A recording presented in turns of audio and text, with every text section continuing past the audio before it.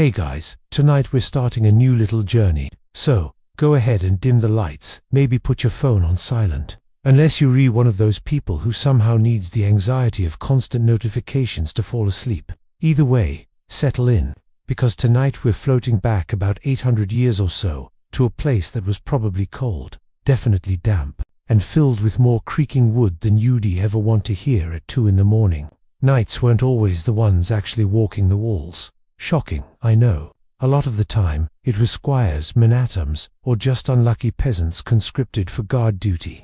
Knights were technically above basic wall patrol, because of course they were. They were supposed to be the elite defenders, but like all middle managers, they often delegated the boring stuff to the interns. That said, knights did pull guard duty when things were tense. If a siege was expected, or if the Lord wanted to show off that his shiny knights were actively keeping watch, you'd see them up there too. Picture a guy in chainmail trying to stay awake, realizing that the only entertainment was listening to his own teeth chatter. So what did guarding actually look like? Let's break it down. Guards worked in shifts, usually about 4 hours each, which, in theory, sounds manageable, until you remember that 4 hours of pacing in pitch-black coldness with nothing but the occasional hoot of an owl is basically an endurance test for your sanity. The duties included walking the perimeter, watching for fires, because castles were basically giant tinderboxes, checking gates, locks, and doors, and occasionally yelling down at some drunk villager who wandered too close to the moat. But here's the catch: this was before floodlights, binoculars, or even reliable torches. Visibility was terrible. Guards relied on moonlight, stars, and the occasional torch that would usually just blow out in the wind anyway. If you thought you saw something moving out in the dark, congratulations, you now had to decide whether it was an invading army or just a very confused cow. What did these poor souls carry with them? Well, it depended on rank and wealth. A knight on duty might wear part of his armor, not the whole thing, because no one wants to walk for hours in full plate while trying not to fall asleep, but maybe a breastplate, helmet, and sword at his side. Men-at-arms might carry a spear or halberd, which doubled as both a weapon and a walking stick for the world's slowest night stroll. They also had horns or bells to raise the alarm, which sounds heroic, but really just meant that if you spotted trouble, your job was to scream loudly enough to wake up the people who could actually deal with it. Here's where it gets very human. Imagine standing on a wall at 2 a.m. in December. The wind is howling. Your cloak is basically a piece of frozen cloth. Your feet hurt, and all you want to do is curl up by a fire. So how did they stay awake? Walking constantly, because standing still was a one-way ticket to frostbite. Talking or singing. Sometimes guards would mutter to themselves, or quietly sing, because nothing says high medieval security like mumbling. Gregorian chants off-key to keep from dozing. Drinking alcohol wasn't officially encouraged, but let's be honest, it happened. Mead or ale could take the edge off, though it also made you slower to react when an actual problem showed up. And yes, people did fall asleep on guard duty. And yes, the punishments could be brutal. In some cases, falling asleep while guarding a castle in wartime could get you executed, which seems harsh. But then again, nobody wants to wake up and find their castle on fire because Steve the guard decided to take a nap behind a barrel. One of the funniest things about medieval guard duty is how it showed the castle's social ladder. Lords, ladies, and high-ranking knights slept inside their stone chambers, under furs and blankets. Lower knights might get a bed in a shared hall. But the guys on duty, they were out in the freezing dark, pacing the wall like sad penguins, praying their shift would end soon. So in a way, guarding the castle was less about looking for enemies and more about surviving the shift. Because if no one attacked, the enemy was basically the weather. So, that's the basic vibe. Guarding a castle wasn't glamorous. It wasn't noble. It was hours of pacing stone walkways, clutching your cloak, trying not to hallucinate shapes in the shadows, and hoping someone would relieve you before your toes turned blue. And yet, this was the backbone of medieval security. Castles weren't impenetrable because they had secret traps or boiling oil ready at every moment. They were secure because a bunch of very tired, very cold men kept walking the walls. Night after night, century after century. Let's drift further into this world. Into the little details, the sounds, the smells, the small humiliations of nightly life. because guarding the castle was only one part of their very unromantic reality. So, we've paced the battlements in the freezing dark. Let's step down now, into the inside of the medieval castle. Don't get too excited though. This isn't some warm retreat. It's still cold, it still smells weird, and your bed, if you have one at all, is probably just a wooden frame with a lumpy mattress stuffed with straw that hasn't been changed since someone named Hugh sweated in it last year. Castles weren't designed for comfort. They were designed for survival. And, much like a modern office, the lower down you were in the hierarchy, the worse your living space got. So let's talk about where knights fit in. First, the big question: where did these guardians of stone and honor actually crash after guard duty? If you were a higher-ranking knight, you might get a small chamber of your own. Not fancy. Just a bed, maybe a chest, a stool, and if you were lucky, a tapestry to block at least a few of the drafts from the wall. If you were lower on the ladder, you slept in the Great Hall. Imagine an open communal dormitory, except it's the same room where people ate, drank, argued, and sometimes threw up after drinking too much ale. You'd roll out a mattress, or just a blanket on the floor, and congratulations, you were now part of medieval hostel life. Oh, and let's not forget, castles had no central heating. Fires in the Great Hall helped, but the smoke often lingered because chimneys weren't exactly an exact science yet. So you either froze or inhaled wood smoke. A great choice. Alright, so you've survived the night, either on watch or half suffocated by smoke. What next? Knights didn't exactly have a modern morning routine. There was no coffee run, number 15-minute scroll through TikTok. Instead, the day started with a horn, or the sound of bells, or maybe just some guy yelling at you to get up. You'd pull yourself out of your straw mattress, brush off whatever bugs decided to crawl in with you, and maybe splash some cold water on your face. Hygiene wasn't high on the priority list. Baths happened occasionally, usually involving hauling up buckets of cold water, unless the Lord was feeling generous and ordered a hot bath. But mostly, nights smelled like leather, horses, sweat, and regret. What did knights eat in the morning? Well, don't picture bacon and eggs. Breakfast wasn't a big deal in the Middle Ages. In fact, in some places, it was almost frowned upon. Eating early was seen as greedy, so knights might just have some bread, maybe cheese, if they were lucky, some ale. Because yes, people drank ale at breakfast. Why? Because water was suspicious. It wasn't filtered, bottled, or sparkling with lemon. It was often contaminated. Ale, on the other hand, was boiled in the brewing process, which made it safer. So congratulations, you're now a slightly tipsy knight before sunrise. After breakfast, knights had to stay sharp. Guard duty wasn't their only job. They trained a lot. That meant sword drills, sparring with squires, practicing with lances, and sometimes just riding horses in circles. The idea was to keep in fighting shape. But remember, these were long, repetitive routines, hours of clanging, sweating, and swinging wooden weapons at each other. And of course, pretending it was all glorious, when in reality, you were probably just bruised and tired. And when there wasn't training, there were chores. Yes, even knights had chores. Inspecting armor, checking weapons, making sure the squires hadn't borrowed your sword for some dumb jousting game. Because the last thing you wanted was to be called on duty, only to realize your squire left your helmet outside in the rain. Let's drift to food again, because this was a big part of life in castles. Meals were communal, noisy, and about as polite as feeding time at a zoo. Knights ate in the Great Hall, usually at long trestle tables. Higher lords and nobles sat near the top of the hall. Knights and lesser folks were scattered lower down, and servants darted around, trying not to spill pottage all over everyone's boots. So what did they eat? Bread. A lot of bread. Sometimes so hard you could probably use it as a weapon. Pottage. Basically a thick stew of whatever they had on hand. Beans, peas, onions, grains. Occasionally meat, if the Lord was generous or if hunting had gone well. Meat. On feast days, you'd get pork, beef, or maybe venison. But most of the time, meat was a treat, not a daily thing. Ale or watered wine. Again, no clean water. Everyone was mildly buzzed all the time. And yes, table manners were questionable. Forks weren't common. People ate with knives, spoons, and their hands. Napkins were sometimes just whatever fabric you were wearing.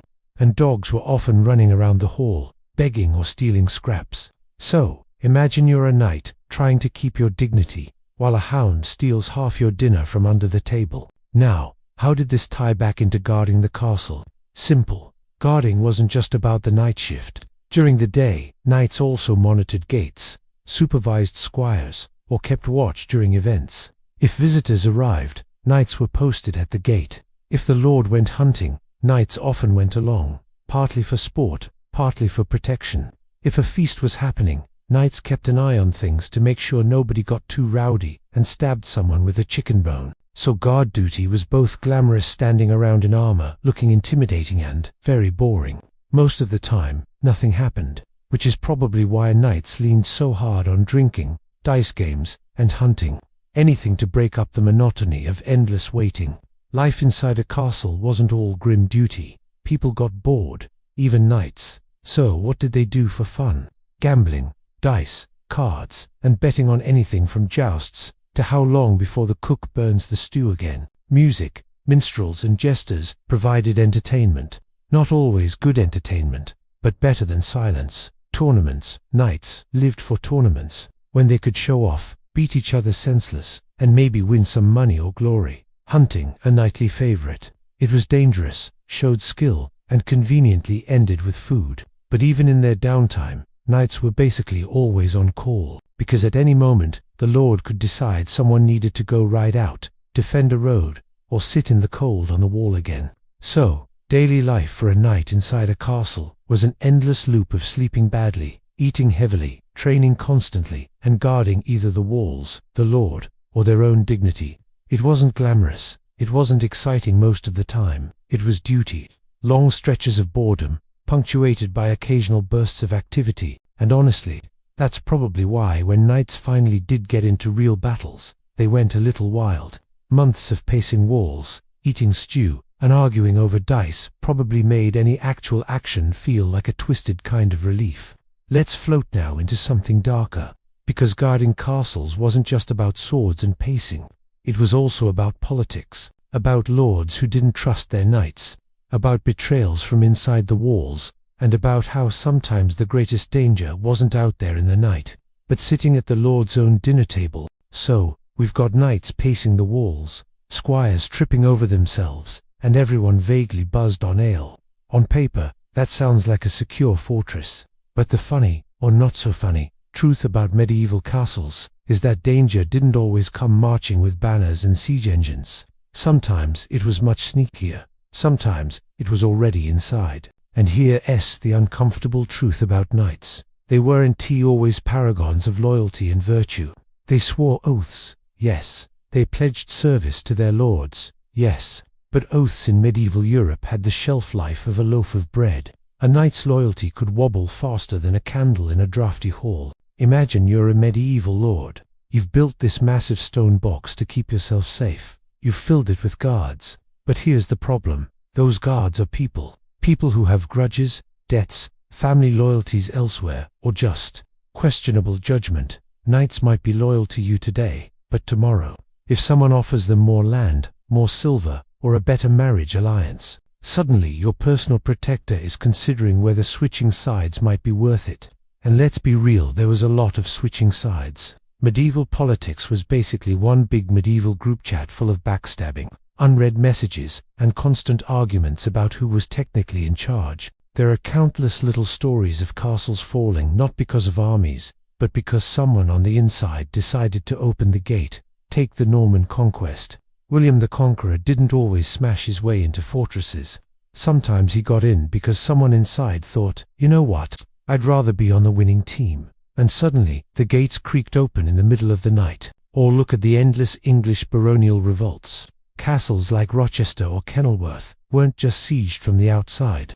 Half the tension came from wondering if the garrison inside would stay loyal. For knights on guard, that meant your duty wasn't just to stare into the dark. It was to stare at each other, to wonder if the guy pacing the wall next to you was about to slip a rope down the battlements for the enemy. This is where castle life gets psychologically interesting. Lords knew betrayal was a possibility, so they built in systems of control, rotating duties. No one stayed on the same guard post for too long. Too much familiarity could breed trouble. Trusted circles.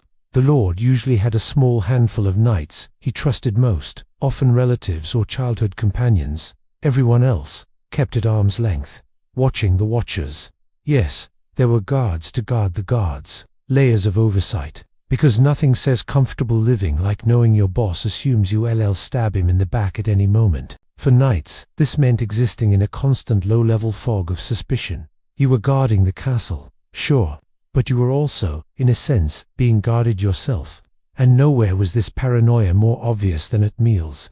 Let's picture a great hall again. The long tables, the noise, the dogs, the smell of roasted meat and wood smoke. Knights often ate in the same room as their lord. And yes, they were technically there as protectors, but also as witnesses, as status symbols, as walking armored reminders that the lord was important. But meals were also prime time for plots. Poisoning wasn't as common as people think, but it happened enough to keep everyone nervous. A knight's job during meals might include tasting dishes, watching servants, or just glaring menacingly at anyone who looked too interested in the salt cellar. Imagine trying to enjoy your watery ale, while also keeping one eye on whether your neighbor is palming a knife under the table. That was dinner in a medieval castle. Let's be honest, knights weren't always noble guardians. Sometimes they were the problem. There were knights who defected during sieges, knights who took bribes to accidentally leave a post unguarded, knights who promised to defend a lord, and then quietly rode off when things got difficult. In fact, part of the reason lords built castles so massive and intimidating was less about keeping out the enemy and more about making sure their own garrisons thought twice about turning on them. A looming wall is a good deterrent, but so is the knowledge that if you betray your lord and fail, you'll probably end up hanged from that same wall. So how did all this politics tie into a knight's day-to-day guard routine? Simple. Every watch was also a loyalty test. Every pacing step on the wall was a silent statement of "I am still with you." Knights didn't just guard against outside attack, they performed loyalty. They had to be seen keeping watch, seen obeying orders, seen standing where they were told. Because in a world where betrayal was common, appearances were everything. A sleepy knight was dangerous. A knight who looked bored or disinterested was suspicious. Even the act of showing up on time for guard duty was a political act. That's the strange, slightly sad truth of medieval knightly life inside castles. These men, dressed in armor, surrounded by banners and oaths, weren't just warriors. They were employees. Employees constantly worried about being fired, replaced, or literally executed for disloyalty. So guarding a castle wasn't just about keeping the enemy out. It was about constantly proving you belonged inside. And with that, let's drift a little further into the subtler, weirder side of knightly existence. The rituals, the oaths, the endless ceremonies designed to make loyalty seem sacred, even when everyone knew it could be broken at the next convenient bribe. Because guarding the castle wasn't just physical, it was symbolic. It was about maintaining an image of order in a world where chaos was always scratching at the door. So far, we've seen knights pacing walls like tired penguins, shivering in drafty great halls, and nervously side-eyeing each other at dinner. But we'd be missing something important if we didn't talk about the way they wrapped all this tedium and paranoia in layers of ritual. Because knights weren't just guards, they were supposed to be symbols, walking advertisements of loyalty, honor, and martial glory. Which meant that every little thing they did, even standing at a gate with a halberd, had to be dressed up with ceremony. At the core of all this pageantry were oaths. Knights didn't just casually say, "Yeah, sure, I'll guard your castle." They made it dramatic. They swore fealty, often kneeling before their lord, hands clasped, sometimes even kissing a holy relic or touching a Bible. It was theatrical, which was probably the point. Did these oaths mean knights always kept their promises? Absolutely not. A knight could swear to one lord on Tuesday and to his rival by Friday if the pay was better, but the performance mattered. The show of loyalty was almost as important as the reality of it. So, when a knight stood watch on a wall, he wasn't just a human alarm system. He was living proof that the lord of the castle had followers, men bound by solemn vows. Guard duty itself could be ceremonial. Think of it as medieval theater with fewer costumes and more frostbite. When guests arrived at a castle, knights lined the entryway, polished armor gleaming, weapons displayed. It wasn't for security, it was intimidation mixed with showmanship.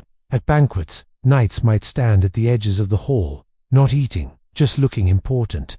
A human wall of "don't even think about messing with the roast boar." During religious festivals, knights on guard often carried banners or stood in formation as part of processions, which probably felt more like being stage props than warriors. So, guarding wasn't just protection, it was optics. It was part of the spectacle of lordship, making sure everyone knew this was a place of power. And let's not forget the outfit. Armor wasn't always worn in full, but even partial gear mattered. A knight's breastplate, surcoat, or sword wasn't just functional, it was branding. It said, "I belong here, I serve this man." And also, yes, I'm very shiny. The surcoat especially, usually bearing a knight's coat of arms, was like a medieval name tag, except instead of saying, "Hi, I'm Dave," it said, "Hi, I'm sworn to stab you on behalf of Lord Geoffrey." When knights guarded castles, their appearance was half the job. They had to look formidable, even if underneath the armor they were just thinking about how much they hated their shift. Knighthood was also wrapped in a religious framework. Guarding wasn't just practical, it was sometimes described as a holy duty. Knights might pray before starting a shift. Chaplains blessed weapons. Watching the walls at night was occasionally likened to being a spiritual watchman, defending not just stone, but God's order on earth, which sounds inspiring, until you remember it was usually some poor guy half asleep, mumbling prayers under his breath to stay awake. Still, the religious angle made guarding feel bigger than just security. It made it sound like part of an eternal struggle between light and darkness, which, I suppose, is more flattering than admitting you're just keeping raccoons out of the grain stores. Here's the kicker. Knights on guard weren't really protecting the castle, they were protecting the Lord's image.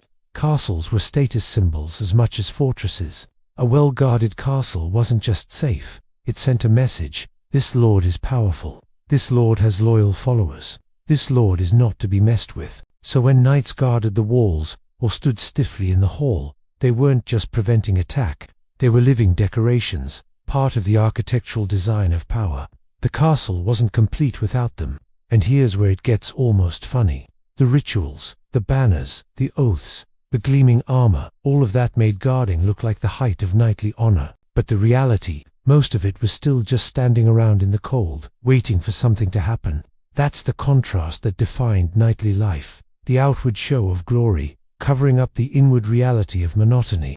Everyone pretended guarding was sacred and noble, but deep down, knights knew it was boring, thankless, and often miserable. To cope, knights leaned into small rituals of their own, carving initials into the wood of the battlements, whispering jokes to squires, developing little routines for passing the time. Some even composed songs or verses while on watch. Imagine a knight humming to himself about lost love while pacing the wall, trying not to trip over his own feet. These little acts of humanity cut through the pomp and ceremony, reminding us that beneath the armor, knights were just tired men in cold castles, trying to make sense of lives filled with endless duty. So, as we let the torches burn low and the banners hang heavy in the night air, we see that guarding a castle was more than just military necessity. It was theater, it was politics, it was religion, and it was boredom, wrapped up in ritual, paraded as honor.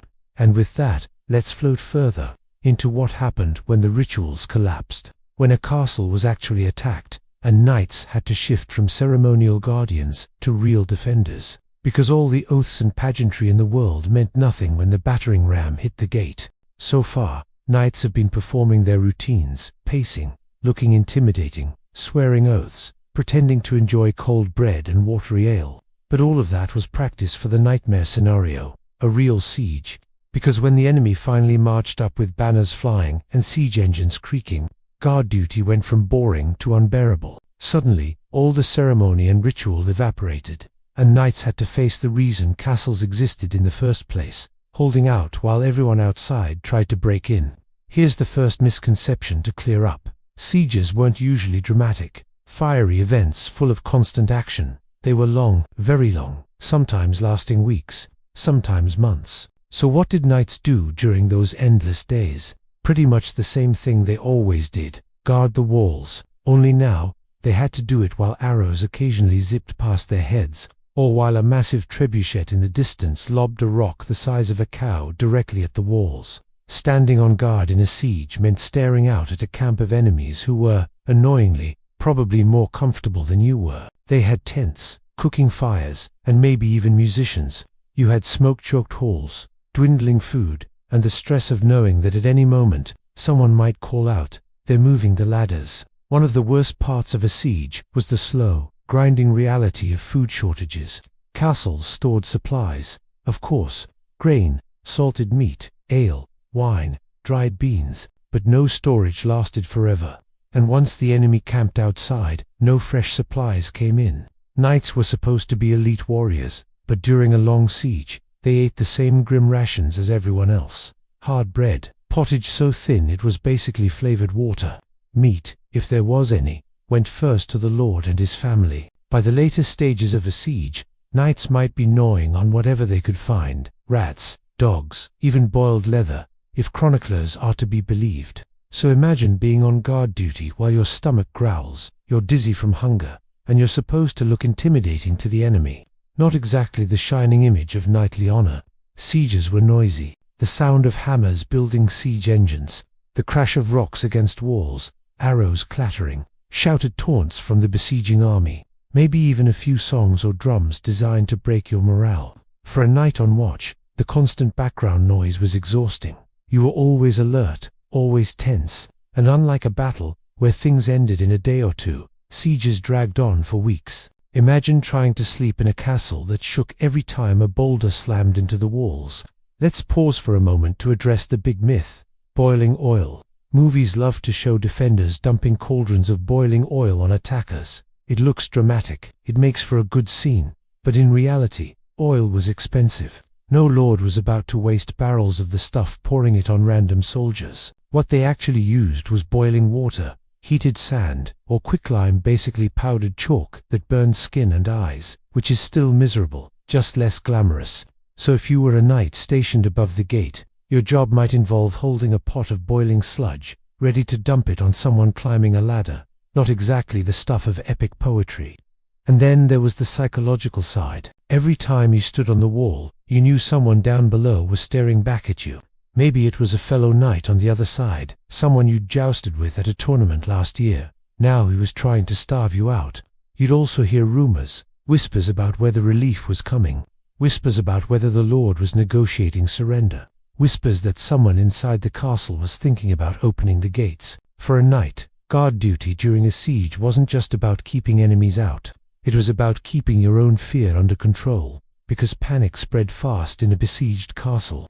One man's despair could ripple out to an entire garrison. Of course, there were bursts of real action. Ladders went up against the walls, battering rams pounded the gates, mining crews tried to dig under the walls and collapse them. That's when knights had to switch from ceremonial guards to active defenders, rushing to weak spots, shoving ladders away with poles, swinging swords or axes down at anyone climbing up, maybe even riding out on a desperate sortie to burn siege engines. These moments were terrifying, but they were also short. Most of a siege wasn't combat, it was waiting. Long, slow, miserable waiting. And let's not forget disease. Cram hundreds of people into a stone fortress with limited food, bad hygiene, and constant stress, and you don't need an enemy army to kill you.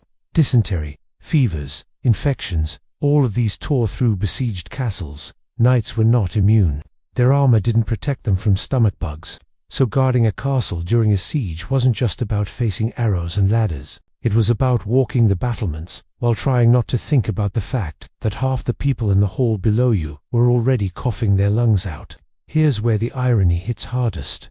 Knights were supposed to embody loyalty and bravery, but in siege conditions, honor collapsed fast. Some knights deserted, some bribed their way out, some pressured their lords to surrender, and some fought to the end, only to starve beside everyone else. Guard duty in those final days wasn't noble, it was desperate. You weren't pacing the wall to uphold chivalry, you were pacing the wall because you had no choice, praying the enemy would get bored and go away before you collapsed. When sieges ended, life for knights shifted sharply. If the castle surrendered, knights sometimes walked out alive, but often stripped of weapons, land, and pride. If the castle was stormed, knights might be killed, ransomed, or forced to switch allegiance to the victor. And if the castle survived, the knights went right back to pacing, right back to guard shifts, right back to eating bad bread and grumbling about squires. the cycle resumed, as if nothing had happened. So, when we picture knights guarding castles during sieges, it's easy to imagine shining armor and heroic stands. The truth was far more human. Hunger, fear, exhaustion, and boredom, with occasional bursts of chaos. And with that, let's drift further into the strange space after the siege, when knights had to rebuild, re-establish order, and, perhaps most painfully, go right back to the same tedious routines they hated before, because guarding never ended, it only reset. So, picture it. The banners have been lowered, the shouting has faded, and the enemy camp has either melted away or is now strolling inside your courtyard because someone finally surrendered. Either way, the frantic clamor of a siege has ended. And now the knights, well, they're stuck with the awkward job of existing in the aftermath. If the castle survived, the first thing everyone did was try to pretend life could go back to normal. But it never really did. Knights found themselves on a different kind of guard duty now, watching over masons, carpenters, and peasants as they patched holes in the walls, filled in collapsed towers, and tried to rebuild bridges or gates that had been smashed by siege engines. It wasn't glamorous. No bard ever sang about the time Sir Geoffrey supervised a pile of rocks being stacked into something vaguely wall-shaped. But it had to be done. And because knights were technically the boss figures on site, they got the fun job of overseeing this labor, which usually meant barking orders while secretly being just as exhausted and underfed as everyone else. If the castle surrendered instead, the knights had to face the more humiliating aftermath. Knights who had money, or whose families had money, often survived sieges by being ransomed. That meant being politely escorted to another castle, locked in a comfortable chamber, and then waiting while relatives mortgaged half their lands to pay for your release. It was basically the medieval equivalent of being bailed out of jail, only much slower and much more ruinous for the family estate. For poorer knights, the outlook was grim. Some were simply executed. Others got pressed into service for the victors, suddenly finding themselves standing guard for the same castle they had defended against just last week. Imagine the awkwardness of glaring down at peasants you had once ordered to throw rocks at your new boss, and then came the reputational fallout. Knights lived and died by their honor, or at least by the public perception of it. If you defended bravely during a siege, even if you surrendered in the end, people remembered. You could spin the story. We held the walls for 40 days against impossible odds. Sounded heroic enough. But if you abandoned your post, cut a deal too quickly, or got caught sneaking food from the granary, your reputation suffered. And a knight with a bad reputation wasn't much use to his lord. Knights without honor were about as appealing as stale bread. So even after a siege ended, knights carried the weight of their performance on guard duty. Did you stand firm on the battlements, or did you hide in the cellar pretending to sharpen your sword for 3 weeks? People remembered. When things did settle, guard duty returned to its usual grind. Only now the castle was scarred, food was scarce, and the lord was even more paranoid than before. That meant stricter shifts, more inspections, more standing on cold walls, staring at the same horizon you had stared at before the siege. If anything, guard duty after a siege was worse, because knights had to live with the memory of how fragile their security really was. It's a bit like going back to work on Monday after surviving a natural disaster. Technically, everything is back to normal, but you can't shake the feeling that it could all collapse again. Modern psychology would call it trauma. Medieval chronicles called it weariness of spirit. Either way, knights who lived through a siege often came out changed. Some doubled down on their piety, spending more time in chapel than on patrol. Others became bitter, cynical, or suspicious of their lords. Some simply drank too much. Because yes, while the ale was watered down, you could still manage to drown your sorrows in enough of it, if you tried. And remember, many of these knights were still young, early 20s, maybe even teenagers. They'd just endured weeks of hunger, fear, and boredom, layered with occasional terror. Then, once it was over, they were expected to shrug it off, polish their armor, and look intimidating on the walls again. Of course, not every siege ended in survival. If the enemy actually took the castle by force, life for knights became something entirely different. Captured knights with wealth might be paraded as trophies, shown off before being ransomed. Others were quietly executed, especially if the besiegers were sick of resistance. Some were forced into humiliating public ceremonies where they swore allegiance to their new lord. And then, sometimes, life went on as if nothing happened. The same knights patrolled the same battlements, only now the flags flying overhead were different. Loyalty was flexible in the Middle Ages, especially when survival was on the line. Here's the part that feels almost cruel in its monotony. After every siege, every defeat, every exhausting survival, knights eventually ended up back where they started, standing guard, staring at fields, and waiting for trouble that might never come. The rhythm of guard duty was inescapable. Siege or no siege, survival or defeat, a knight's life returned to the same nightly rotations. And that's the real irony. Castles were built to withstand attack, but knights themselves were built to endure boredom. Even after trauma, humiliation, or victory, they still had to keep watch. It was an endless cycle. Build the wall, guard the wall, defend the wall, rebuild the wall, guard it again. Not exactly the romantic image painted by troubadours.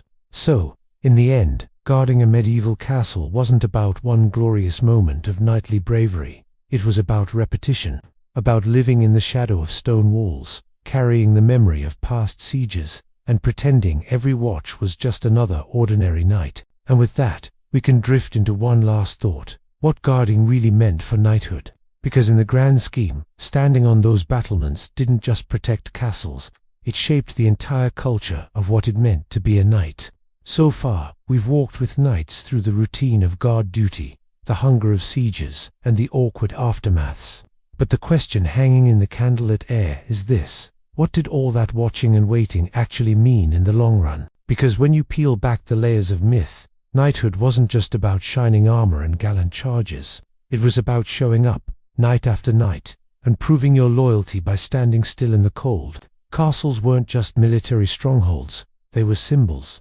A lord's castle was proof that his family had power, land, and control, and knights were the visible extension of that. When a peasant looked up at a knight pacing the battlements, they weren't just seeing a guy who hadn't had a decent meal in weeks. They were seeing the authority of the Lord made flesh. The message was simple: this place is watched, this place is defended, this place isn't yours. So in a sense, knights on guard duty were less about actual security and more about performance. They were the medieval version of the security guard who doesn't really stop crime but makes everyone think twice before trying something.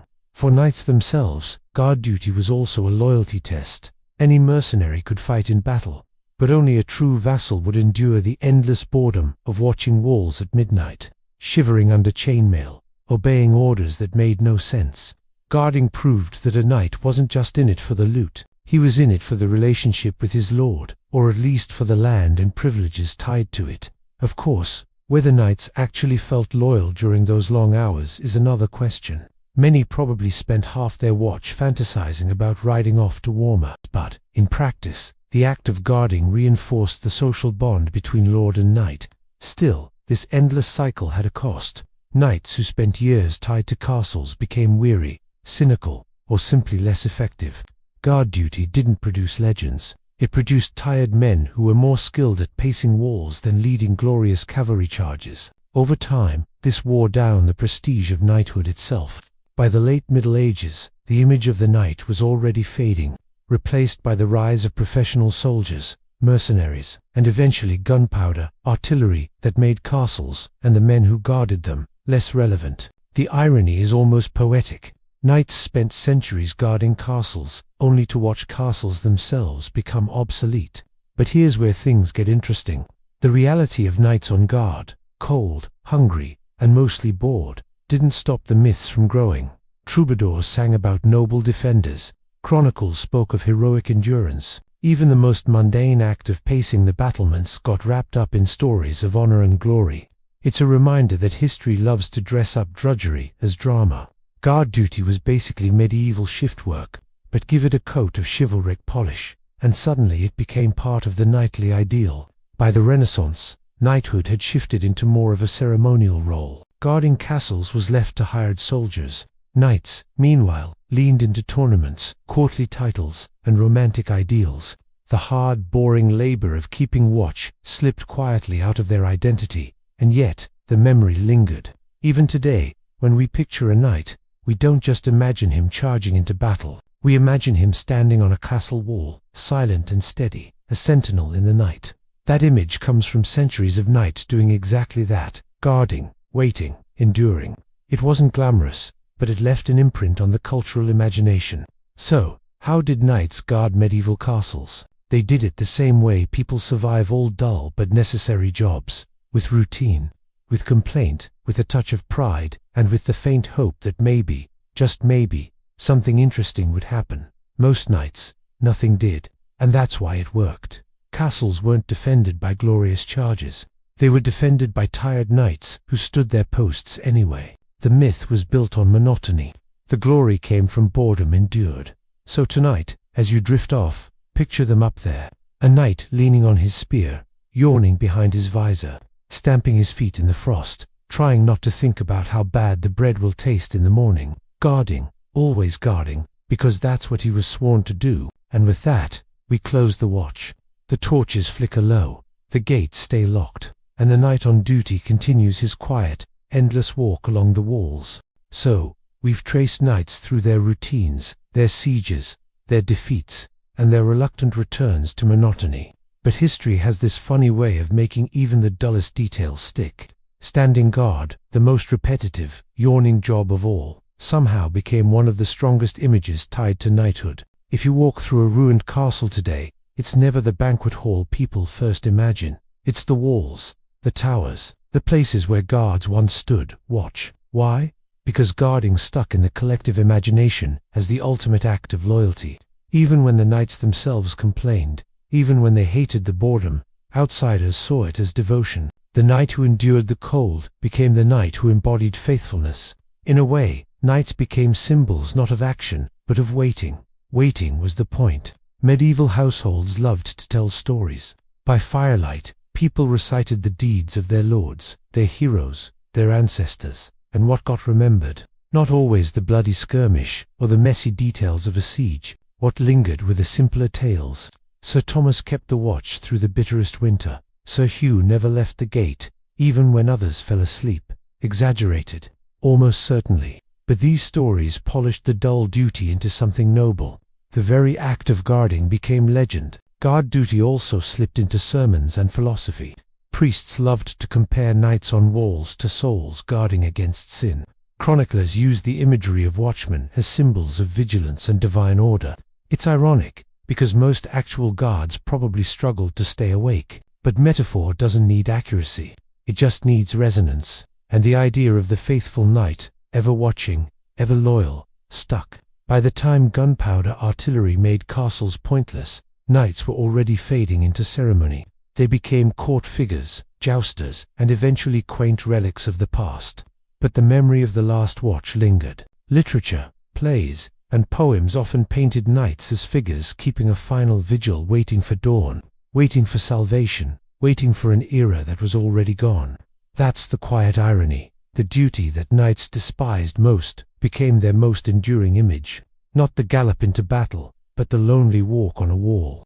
So, here's where we leave them. A knight on a frosty night, armor creaking, footsteps echoing against the stones. He doesn't know that centuries later, people will remember him not for his victories, but for this moment, his patient watch, his endless pacing, his stubborn refusal to abandon the wall. It was dull, it was tiring, it was thankless, and yet, it became immortal. So as you drift off, imagine the silhouette of a knight against a torchlit wall. The world beyond is dark and uncertain, but the knight keeps walking, one slow step at a time, through the endless medieval night. And with that, the story of knights on guard finally settles into silence. The watch continues, even in memory. So here we are. We've paced the walls with knights, listened to their grumbles, shared their hunger, and watched them fade into myth.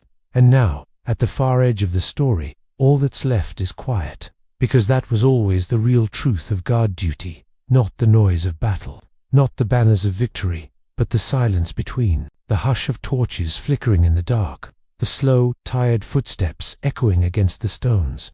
The endless waiting that stretched into centuries. Picture the scene one last time. The lord and his family are asleep in their chambers. The hall is dark. The hearth has burned down to embers. The peasants in the village below are dreaming of fields, of bread, of something warmer than the winter wind. And above them all, on the wall, a knight keeps watch. He isn't thinking about glory. He isn't imagining himself in songs or stories. He's just awake, just walking, just waiting, just holding the night until the dawn comes.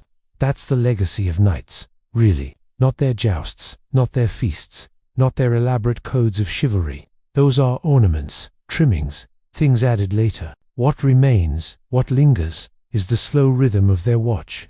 The loyalty proven not in a single act of heroism, but in thousands of small, dull acts of endurance. It wasn't glamorous, but it was enough. So as the story settles, imagine the last candle flickering out in the great hall. Imagine the knight leaning against the parapet, breathing in the cold night air. Somewhere in the darkness, an owl calls. The fields are still, the world is at rest, and the watch continues, steady, quiet, unbroken. That's where we'll leave them. The knights of stone castles, pacing their walls in silence. Not heroes of songs, not giants of legend, but tired men doing a thankless job, night after night, century after century. And yet, because they kept the watch, we remembered them. Because they endured, their shadows still walk the walls in our imagination. So close your eyes, let the castle fade into mist. Let the footsteps blur into silence. The guard is posted, the gates are shut, the night is safe, and the last candle goes out.